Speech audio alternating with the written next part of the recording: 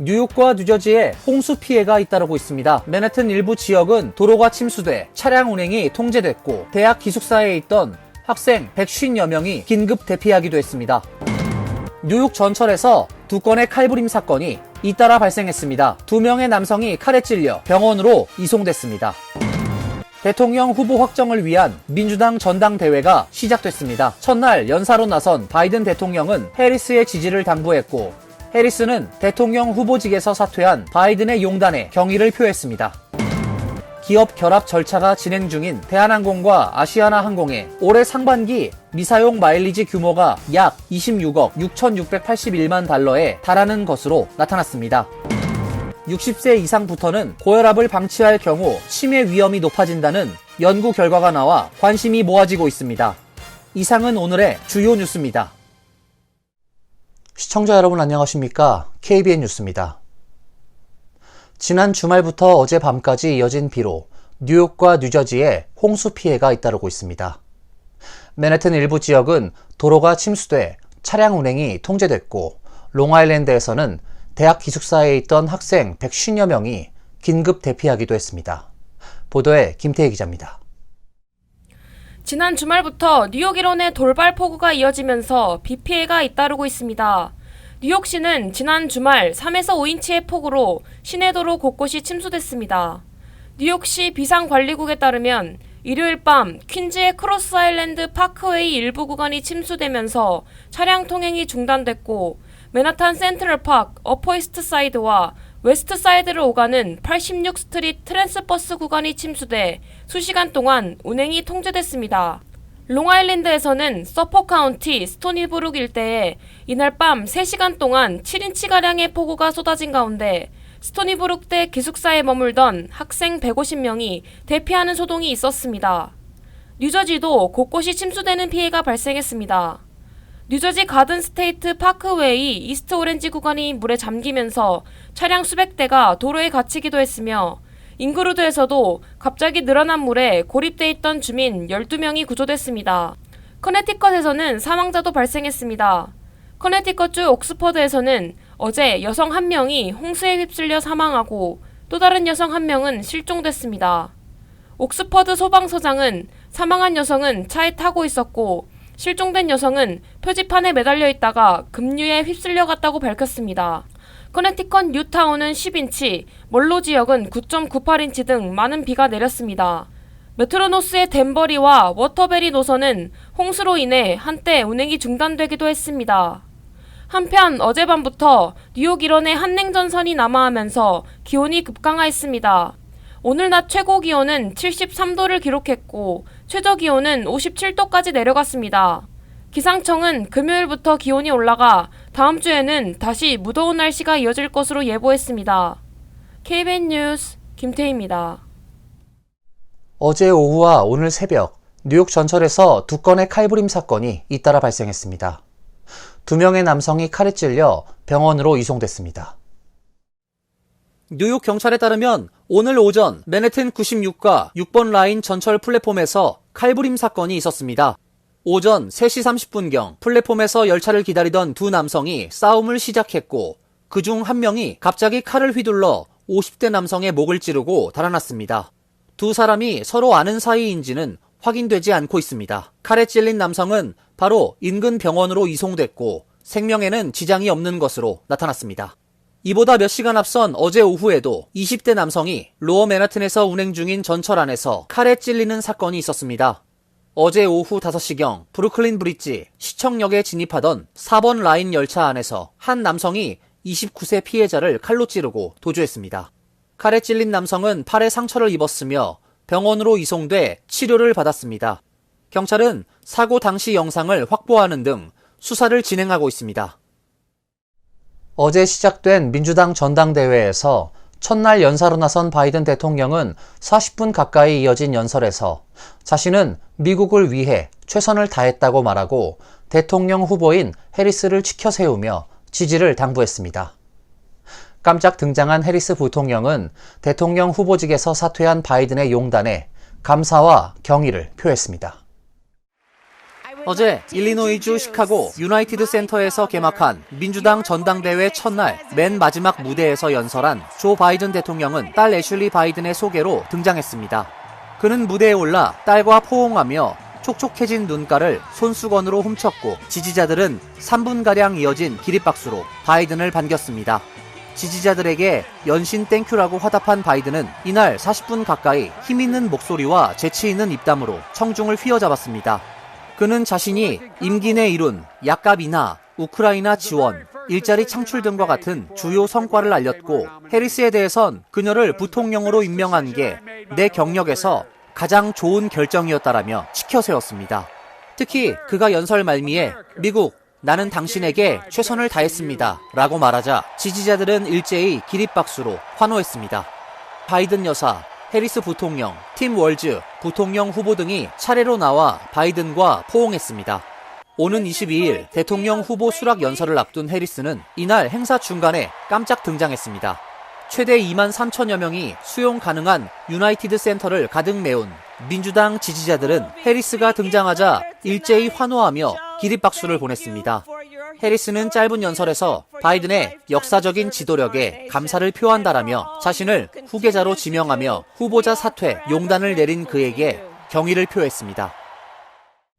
카멀라 해리스 부통령이 법인 세율을 현행 21%에서 28%로 인상하자고 제안했습니다.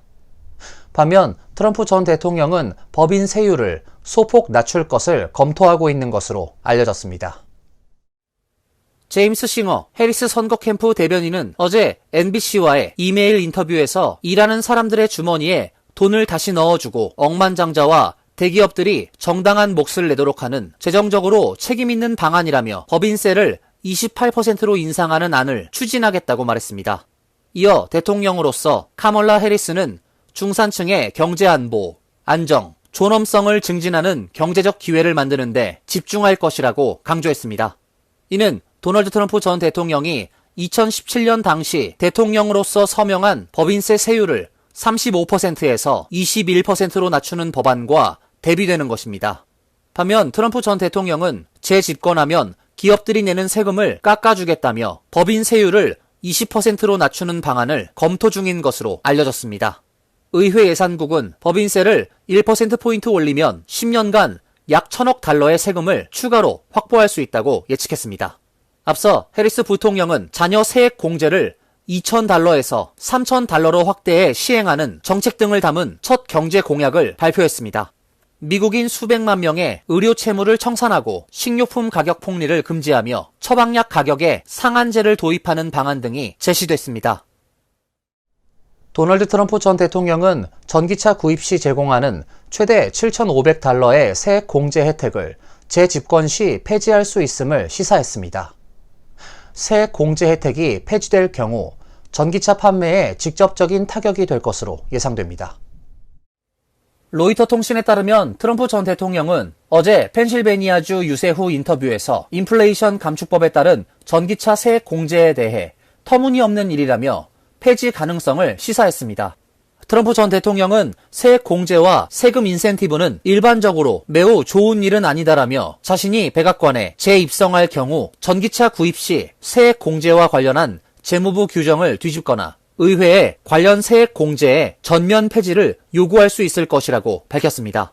다만 트럼프 전 대통령은 그에 대한 최종 결정은 내리지 않고 있다며 나는 전기차의 열성 팬이지만 가솔린 차량과 하이브리드 차량 등의 팬이기도 하다고 부연했습니다.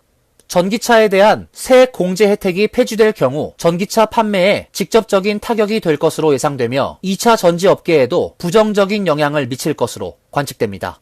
기후변화의 심각성에 동의하지 않는 트럼프 전 대통령은 기후위기 대책의 일환인 전기차 확산을 위한 세금 혜택에 회의적인 입장을 보이는 동시에 미국 내 석유와 가스 등 화석에너지원 시출을 늘릴 것으로 공약하고 있습니다.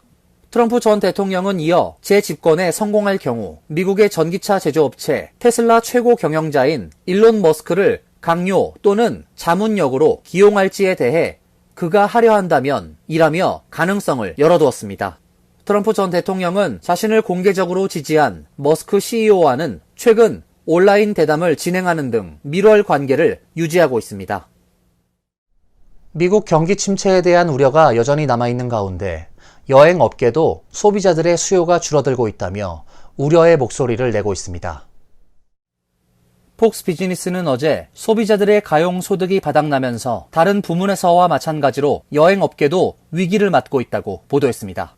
온라인 여행업체 프라이스라인의 최고 경영자는 경기 둔화라고 부를 수는 없지만 확실히 여기저기 약간의 둔화가 있다면서 소비자들이 이제 어떻게 돈을 쓸지에 대해 매우 신중한 결정을 내리는 시점에 도달했다고 생각한다고 말했습니다. 이 업체는 최근 에어비앤비, 익스피디아, 메리어트 등 타 여행 관련 회사들과 마찬가지로 둔화라는 단어를 이전보다 더 많이 사용하고 있다고 밝혔습니다. 금융정보 분석업체 모닝스타의 분석가는 여행에 대한 욕구는 인간에게 뿌리 깊은 것이지만 소비자들이 원하는 만큼 여행을 지속할 수 없을지도 모른다는 재정적인 신호가 있다고 언급했습니다. 그러면서 처분 가능 소득 대비 미국 소비자 저축률은 2010에서 2019년 평균 5.2%에서 지난해 7월 4.4%로 올해 6월에는 3.4%로 하락했다고 짚었습니다. S&P 글로벌도 최근 보고서를 통해 저소득층 소비자들이 저축 감소, 높은 숙박요금, 냉각된 고용시장으로 인해 가격에 더욱 민감해졌다면서 경기가 더 둔화될 경우 고소득 여행자들도 여행 예산을 줄이거나 특가 상품을 찾게 돼 객실 요금에 압력이 될 수 있다고 분석했습니다. 앞서 힐튼의 CEO는 이달 초 실적 발표에서 소비자들은 이미 코로나19 팬데믹 때 저축한 돈을 다 써버렸다면서 이제는 더 많은 돈을 빌리고 있으며 따라서 여행을 포함한 어떤 활동을 할 수 있는 가처분 소득과 여력이 줄어들었다고 말했습니다. 에어비앤비도 이달 초 실적 발표에서 올해 3분기에 전년 대비 예약 증가율이 순차적으로 둔화될 것으로 예상한다고 밝힌 바 있습니다. 기업 결합 절차가 진행 중인 대한항공과 아시아나항공의 올해 상반기 미사용 마일리지 규모가 약 26억 6,681만 달러에 달하는 것으로 나타났습니다. 양사가 마일리지 좌석 공급을 늘리면서 마일리지를 활용해 항공 티켓을 구매한 승객도 꾸준히 증가하고 있습니다.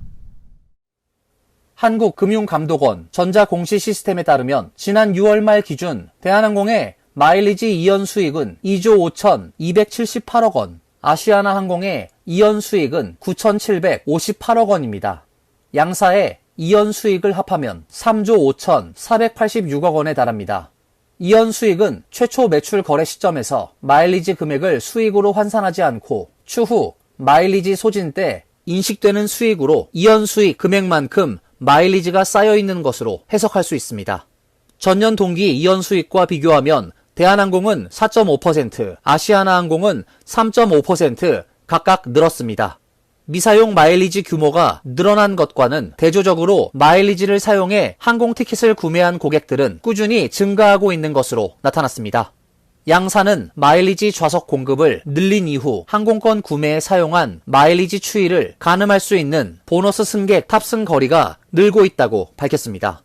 상반기 대한항공의 보너스 승객 탑승 거리는 전년 동기보다 8.8% 증가했고 아시아나항공은 26.4% 늘었습니다.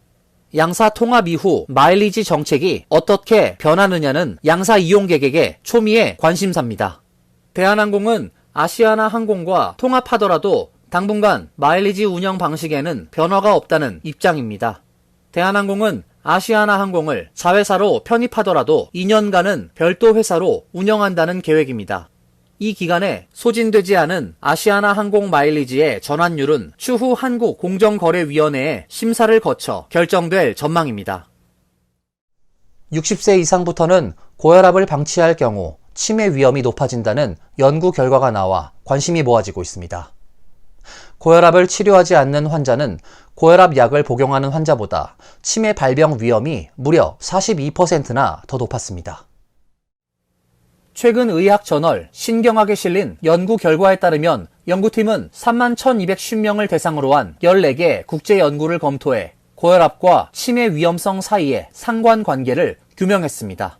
연구팀은 우선 평균 연령 72세 참가자들을 4년간 추적, 조사해 이들의 인지 변화 및 치매 수준을 진단했습니다. 연구 대상자 중 1,415명은 알츠하이머 환자였습니다. 또 연구진은 참가자들의 혈압을 측정했으며 고혈압인 참가자일 경우 약물 복용 여부도 파악했습니다. 참가자 중 36%는 고혈압이 없었고 51%는 혈압약을 복용하고 있었습니다. 9%는 고혈압을 치료하지 않고 방치 중이었습니다. 분석 결과 고혈압 진단을 받았음에도 치료를 받지 않은 사람은 고혈압을 관리하고 있거나 혈압 관련 질환이 없는 사람과 비교해 알츠하이머 병에 걸릴 가능성이 더 컸습니다.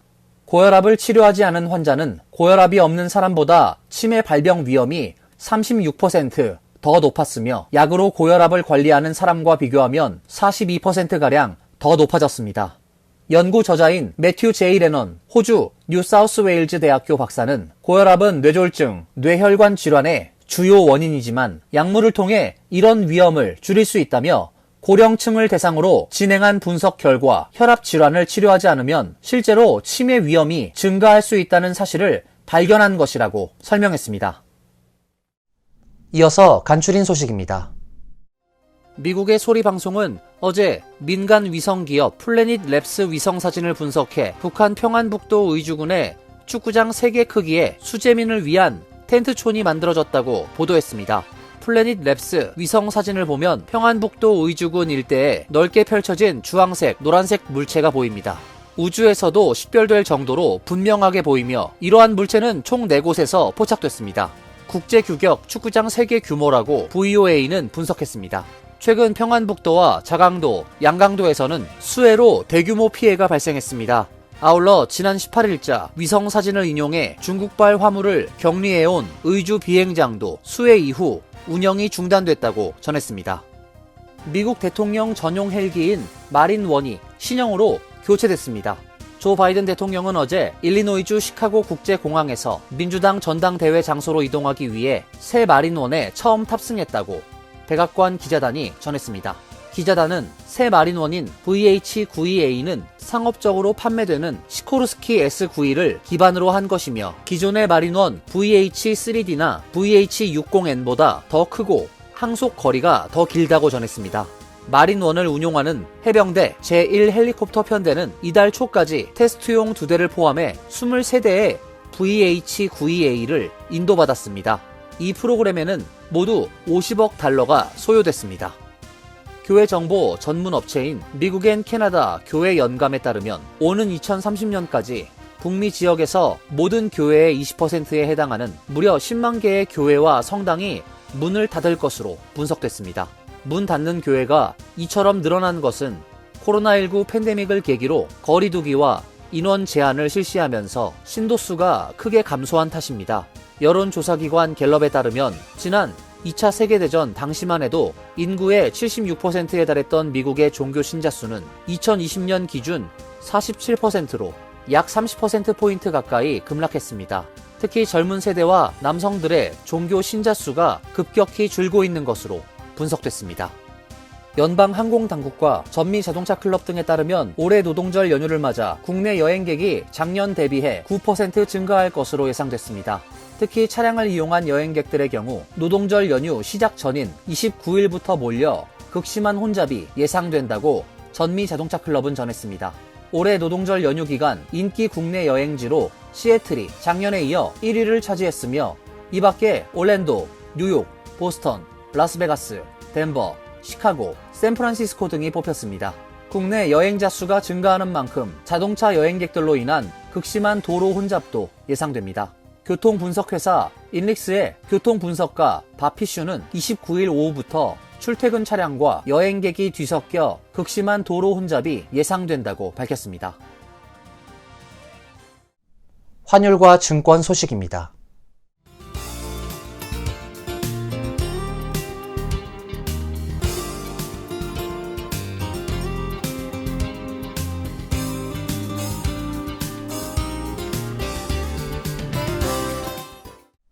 이어서 날씨입니다.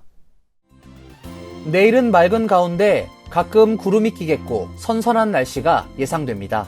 낮 최고 기온 72도, 섭씨 22도, 밤 최저 기온 57도, 섭씨 14도로 예상됩니다. 목요일도 대체로 맑은 날씨가 이어지겠습니다. 금요일부터 기온이 조금씩 올라가 주말에는 다시 무더운 날씨가 예보되어 있습니다. 이상으로 KBN 뉴스를 마칩니다. KBN과 함께 즐거운 시간 되시길 바랍니다. 동부 최대 한인방송 KBN이 제작하는 KBN 뉴스는 웹사이트 mykbn.com 그리고 유튜브와 페이스북에서 다시 보실 수 있습니다. 좋아요, 구독, 알림 설정은 뉴스 제작에 큰 도움이 됩니다.